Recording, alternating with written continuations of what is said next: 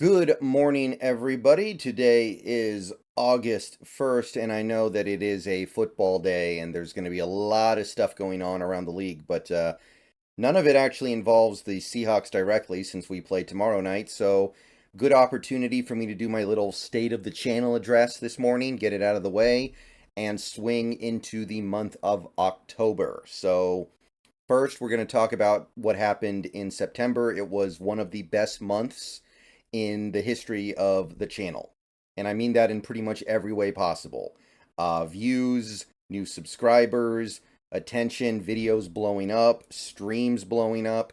All these things went down in the month of September. And to a certain extent, you might say, well, that's expected because the season started. The Seahawks actually started playing football games. So the Seahawks play their first meaningful games in almost 9 months, and you would expect people to really start flowing back in. A lot of Seahawks fans might be kind of a little bit hands off after the draft. They're not that interested in hearing about every little offseason thing. Some people don't even pay attention to the draft, they just want to see games. But it wasn't just that. If you're looking at this channel, we had early in the month, we had a little bit of final offseason things before the first game. And then we played 3 games, the first 3 games of the year. And what we saw was the first game where I expected the Seahawks to win easily and they got blown out. And then you had the second game where I kind of expected to lose and the Seahawks won. A very dramatic game in overtime. And that perception was widely shared among most people. A vast majority of Seahawks fans thought we'd beat the Rams easily and the Rams were going to be terrible this year. And with the situation the team was in with all the injuries going into Detroit, most Seahawks fans thought the Lions were going to beat us.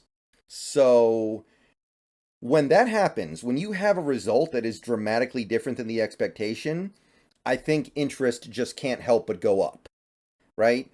Losing in that fashion to the Rams in week 1 was so embarrassing and humiliating. I think a lot of Seahawks fans just go like, I need to conversate with other Seahawks fans and Seahawks creators and Seahawks people on the internet trying to figure out what the heck is going on. How did that just happen? And they go to videos, they go to streams, and they just want to be part of those conversations because they're just trying to figure out what the heck just happened. And vice versa, when you win a dramatic game that you were maybe expecting to lose, you're going into Detroit coming off that big win they had in Kansas City the previous week. Detroit's expected to be a good team this year. A lot of people thought we were going to get kind of killed. And then the team puts it together and wins a game with a bunch of backups on both sides of the ball. A lot of people want to talk about that too because they're excited. They're like, whoa, what's going on here? This is different than what I expected. This is awesome.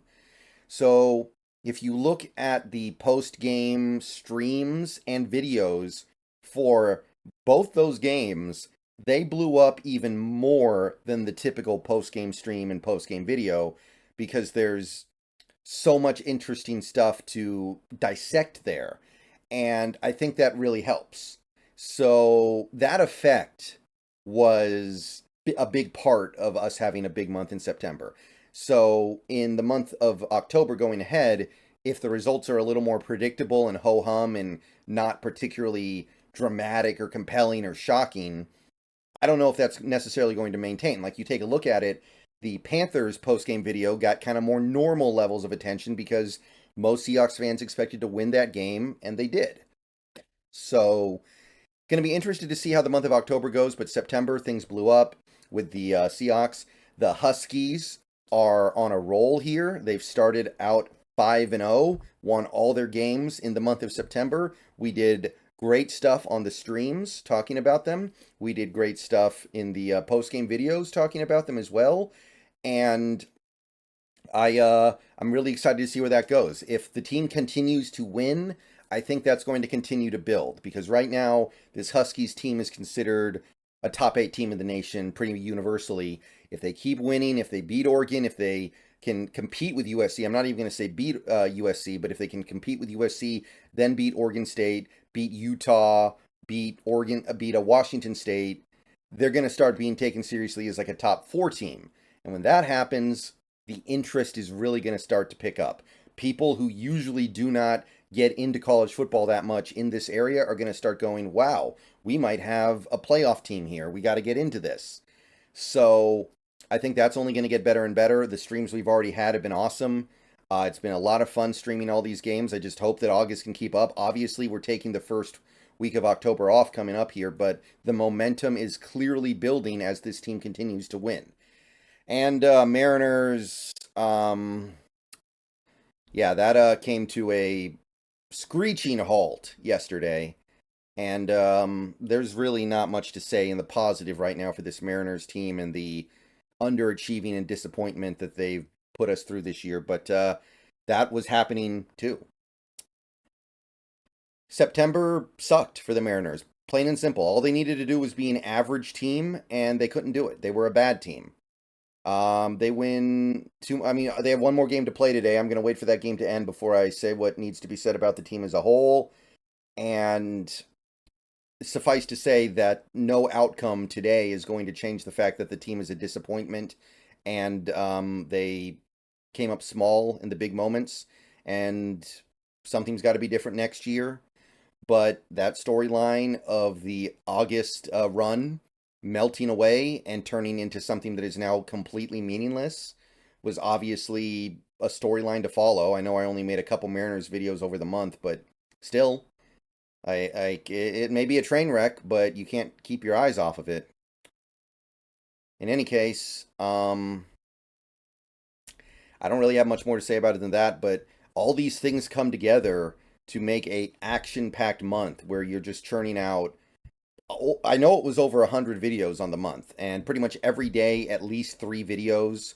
If not, it's because there's a game on, so I do the one video and then the one stream, and that's it. But every day things are popping off, and like I said, it was one of the biggest months in channel history. My goal for subscribers by the end of this month was 14,300.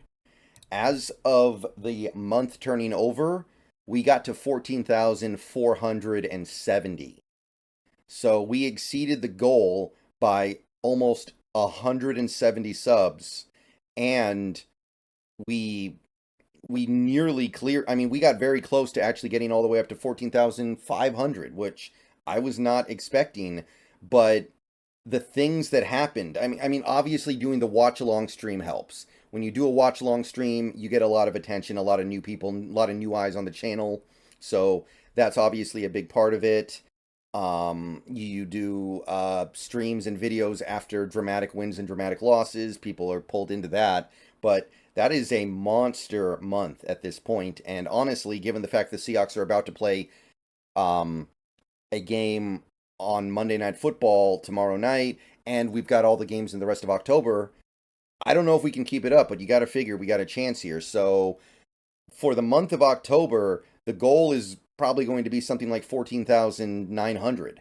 I don't think we can push to 15,000, but we can get very close.